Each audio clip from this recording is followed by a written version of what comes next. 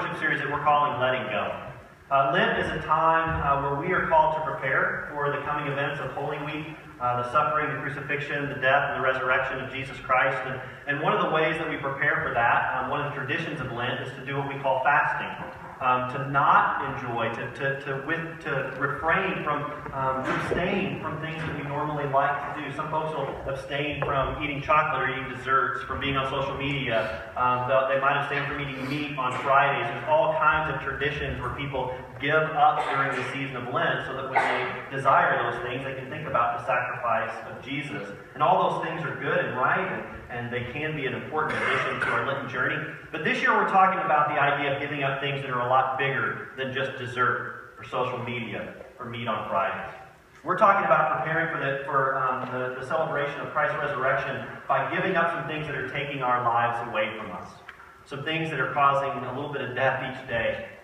Things that are hanging on to us and things that we're hanging on to that we really ought to try and let go so that we can experience the abundance of life. Things like anger, resentment, things like mistakes that we made in the past that just keep cropping up. Things like the tendency to be more judgmental than discerning when it comes to other people and situations in our life. Each of these things are things that if we allow them to grab hold of us and if we don't let go of them, they can hurt us. They can hurt those around us and they can take away our lives. So far we've been talking about what it looks like to let some of those things go. And today we're going to continue that journey by talking about jealousy. Jealousy is one of those things that when it gets a hold of our life, it is really hard to let go. And sometimes it gets a hold of our life in ways that are so subtle we don't even realize it's happening. 3 years ago, in 2013, we did a whole series called The Comparison Trap. And if what we talk about today sounds like something you might want to hear more of, I really encourage you to go to our website and go to our sermon archive. And again, in 2013, you'll see that Comparison Trap series. For me, that was a really important series because it opened my eyes to some tendencies that I still have in terms of trying to navigate what the tendencies towards jealousy and envy. And here's what we talked about in that series. We all, to some degree, have this tendency of looking to our right and looking to our left and evaluating where we are in life, our worth, our place, and yes, even our happiness, based on what we see the person to our right having, the person to our left having, and we compare ourselves to those things, and if we don't measure up, and for some of us, if we're not better than, then we get ourselves caught in a trap where we just cannot help but compare our lives to theirs. Because if they don't measure up, we feel like we can never be fully happy. I can remember the first time I experienced the power of comparison and the reality of jealousy in my life. It was somewhere around my 3rd or 4th grade years in elementary school. I was raised in Edmond, Oklahoma, which is a suburb of Oklahoma City. And Edmond it's a wealthy suburb. It's a bedroom community, and the per capita income there is pretty good. And the fashion of the day were Izod shirts and polo shirts. Do you remember those? Right? Izods and polos. And everyone who was anyone had Izods and polos. Right? That is just what people wore. And every day when I went to school and I looked to my right, I saw alligators. When I looked to my left, I saw men on horses. And there I was stuck in the middle in my Sears and Roebuck special. Because my family couldn't afford polo shirts and Izod shirts. I was being raised by a single mom. Our margin was really tight. I was the low-income kid at a rich school. And I'm telling you, when you're a low-income kid at a rich school, some days are easier than others. And I remember there were so many things as a kid that I saw my peers having that I wish I could have had. But the thing that I remember most were Izods and polos. I mean, I just wanted one of those shirts so badly. And I would beg my mom, please, please, please, I gotta have one of those shirts. Everyone has one of those shirts. It just didn't happen. And then one year for Christmas, I got a package. And I opened it up. And inside was the most beautiful maroon Ralph Lauren polo shirt. It was so soft, and the color was so rich. I cried. I was like, this is it. This is incredible. This is amazing. I wore that shirt every day. I'm not kidding. Like, I wore that shirt every day. And I thought as I was putting this together, and I was thinking about it, I was like, you know, if I wore that shirt every day, there's probably a picture of it somewhere. And when you know, there it is. Like, I know. That's me in 4th grade. I know it's really hard to get past the haircut and the glasses. I think those glasses would be too big for my face today. But that's the shirt. That is the maroon polo that like I thought was going to change my life, right? And I wore it every single day. But then you know what happened? I started to notice that the people to my right and the people to my left, they didn't just have one shirt. Like, they had several shirts. They had like a rainbow of shirts. And suddenly my one shirt, which when I got it was actually a couple sizes too big, right? Because you got to plan ahead. My one shirt wasn't quite measuring up. And then I remember this moment. I will never forget this moment. I went to football practice. And there was this kid on my team. You know, you wear your shoulder pads and you have your junky clothes underneath, right? Underneath your shoulder pads. That's what you wear because that stuff's going to get destroyed. And you know what he wore underneath his shoulder pads? Polo shirts.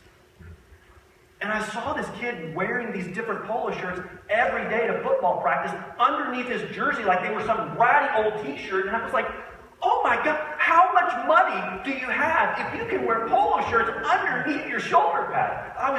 I was so stunned by what I was seeing there. And I'll never forget it. I'll never forget kind of looking to my right and looking to my left and feeling like, you know what? If I don't have these things or those things, man, I'm not going to measure up. That was the first time I really got caught in the comparison trap and the tendency of jealousy. But I promise you, it's not the last time. I've been caught there a lot. More times than I care to admit. I've got a good life. I've got more things than I could have ever imagined having. And yet there are times when I look to my right and I look to my left and I see what other people have and I think, man, if only I had that, my life would be a little bit better. And when I enter into that place, and when you enter into that place, we enter into this place that I like to call this, we talked about it during the comparison trap, I call it the land of Ur. And if you have ever looked at yourself and you have wanted to be any one of these things, you have entered into the land of Ur. If you wanted to be richer, smarter, faster, skinnier, handsomer, prettier, older, younger, hipper, you name it, add an at the end. If there's ever been anything that you just wish, if only I could be better, then you've been in the land of Ur. And it's a hard place to be. If you've ever looked at your children, if you have kids, if you've ever looked at your children and you wished that your children or your grandchildren would just be any one of these Urs. If you've ever looked at your spouse or your partner, your significant other, and you've thought about that person, if only that person were a little bit more Ur, then my life might be a little bit better. You know, sometimes we fool ourselves into believing that when we look at ourselves and we look at those that we love and we're really trying to encourage them to get a little more in their life, that all we're trying to do is to help them be the best they can possibly be. I just want you to be the best you can possibly be. Maybe. But what I often see is that when we think we don't measure up, or our kids don't measure up, or our significant other doesn't measure up, we want them to be something more, not just for their best interest, but also for ours. For the way that people might perceive us, because sometimes we think perceptions matter. And if only we had this, our life would be just a little bit better. In the book of Proverbs, we come across a passage that teaches us something about envy and jealousy. In Proverbs, we read that a heart at peace gives life to the body, but envy rots the bones. And I love this image because, sometimes when it comes to envy and when it comes to jealousy, even the best things that we have, even the relationships that we have that may not be perfect, but they're pretty good, the things that we have, the things that we have going on in our lives, if we look out and we see something that appears to be better, we look at those things that we already have and we begin to, they kind of look rotten to us. We detest them a little bit. They're not as shiny, they're not as new, they're not as nice, they're not as hip, they're not as good. And we just wish they could be a little bit more What happens is it just kind of starts to eat away at us. And it starts to drive us in ways that aren't healthy. And yet we know that there's a peace. When we step away from that, there's a pretty significant peace that comes with it. But getting into that peace and living into that peace, man, it is really, really hard. So there's this guy in the Bible named Solomon. And Solomon was King David's son. And as much as we talk about how incredible King David was in terms of his accomplishments and all the things that he did, Solomon is like the most person in all of Scripture. Richer, smarter, powerful. I don't know what he looked like, honestly, but I'm assuming not bad. Right? So Solomon had just everything in his corner. He was the man. And tradition tells us that Solomon wrote, that one of the books that Solomon wrote was Ecclesiastes. And Ecclesiastes is this wonderful book that really is a reflection on life and the world and people. Solomon was a student, was a studier of people. And one of the things that he saw was how envy and jealousy was really getting into people's lives and what it was doing to them that was not positive. And he writes about it in the 4th chapter of that book. And I want to go over that a little bit because I think there's some wisdom in it for us. And one of the things that's so amazing for me about this, these words were written thousands of years ago. This isn't anything new. This whole jealousy, envy thing, it's been around. And everybody's dealt with it for a long time. Here's what he said. And I saw that all toil and all achievement spring from one person's envy of another. Now, we're going to unpack this a little bit. And you'll notice in this that he does talk about toil. And toil is not a real positive word. It's a word that represents a work that is overly burdensome. You're toiling at something and you're not gaining any joy from that, and it's almost a spirit-body breaking kind of work. He also talks about that achievement comes from this as well. Well, that's not so bad. If I'm inspired by what someone else has to better myself, then that's a good thing, right? This is where we start getting into that slippery slope stuff. If it's good for you and for your family, if it's good because what it gives you allows you to further God's kingdom on earth, if it's something that's intrinsic that you're called to do better in order to better glorify God, in order to better take care of those around you, then yes, it's good. But if that drive towards achievement is because you want to achieve something that makes you equal to the person to your right and to your left, that's what he's talking about here. He's talking about status-driven, possession-driven achievement. And he has some caution for that. And if our work and our toil is about measuring up in ways that are driven by envy, because we want this person, what this person has, and we want what this person has, then we're going to have some trouble in our lives. He actually says it's meaningless. A chasing after the wind. This is one of my favorite images in all of Scripture, this idea of chasing the wind. Again, growing up in Oklahoma, windiest place on the planet. It's always windy there, like almost uncomfortably windy. Like in the summer, even the wind is actually hot, which is weird. But the wind is always blowing. You can't catch the wind. Have you ever tried? Can't do it. I don't care how much you try, I don't care how fast you run, you will never catch the wind.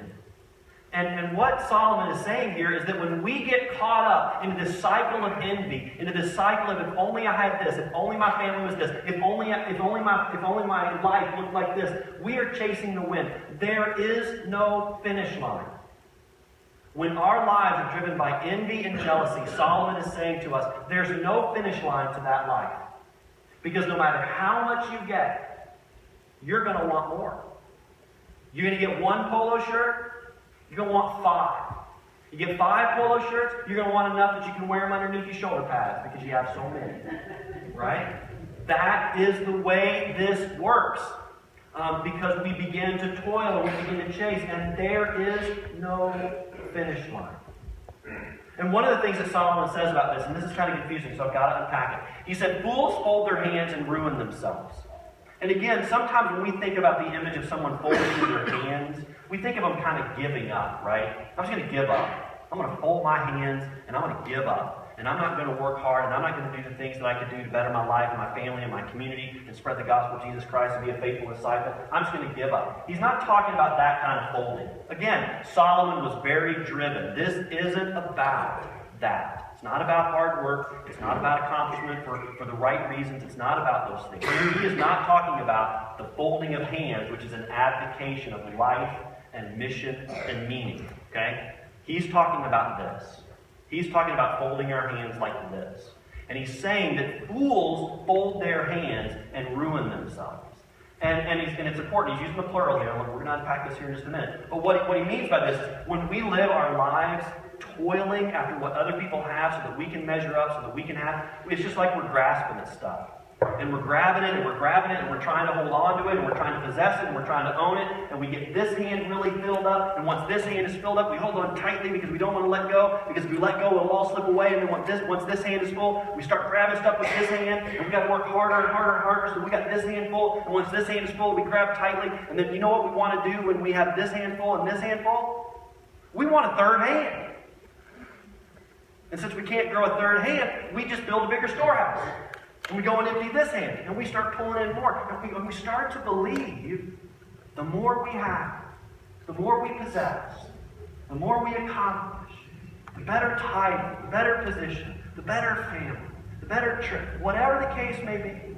We just get to this place where we're so locked in like this that while we possess a lot, we're not experiencing an abundant life because we're still chasing after something. And what's so fascinating to me is that Solomon has a solution, and the solution isn't more of this. This is what he says. Better one handful with tranquility than two handfuls with toil and chasing after the wind. I love that the imagery here is really rich. What Solomon is saying is, better that you've got one handful. You've got what you need. Your family's taken care of, and you're taken care of, and you're able to contribute to the community of faith and to the larger community around you. You're able to make a difference. You're answering your call. You're living into your potential. You're doing all those things, and you've got it right here, and you've got enough. And yeah, you could get more, but rather than filling up this hand too, you just go ahead and you leave this hand open. And the imagery behind this is that with one hand open, we allow for God to put in and God to pull out what God needs to use to further God's will as well. This is stuff that we share. This is stuff that's here for us to use to better the world around us, to better those that we love and know, to better even the stranger. We open this up. And the other thing that the open hand represents is a spirit of gratitude. Because with this hand open, we're giving thanks. We're offering ourselves to God, and we're trusting God in a way that demonstrates our faith in God much more than this kind of living. But this kind of living, man, it's all we see and hear about today. We've got to have this. We've got to accomplish this. Our kids have got to go to this school. We've got to live in this neighborhood. We've got to gain that certain title. We've got to have this education. We've got to possess this kind of thing and that kind of thing. We've got to accomplish. We've got to do the pressure that we're putting on ourselves, the pressure that we're putting on our kids. Look, yesterday, you know how much I love Little League baseball. I love baseball. If you want to experience the tendency of this kind of stuff, first of all, get on a travel team. That's an intriguing thing right there. Because you'll watch parents not only want their kids to be successful, sometimes they want other kids to fail so that their kid can do better. It's a weird kind of thing. And what's interesting is I found myself feeling that, right? So my kid's the backup shortstop, and the shortstop misses the ball. I'm like, guess who's going to play next inning? That's a terrible thing to feel. And if you're a parent and you've had a kid who's an athlete or in drama or in the band and you have never felt that kind of feeling, then you are awesome. Because I have felt that kind of thing. But yesterday, we're at Little League, right? This is a thing where everybody's just supposed to go, everybody's supposed to have fun, it's just supposed to be fantastic for everybody, and those kids are out there, and their parents are treating this like they're trying out for Major League. Like they're coaching them from the side, they're videotaping them. They're videotaping their Little League evaluation. Which, I was like, are you kidding me? I mean, the pressure that we are putting on our kids to make everything just right. And we say sometimes that, I just want you to be the best you can be. Is that really what we want?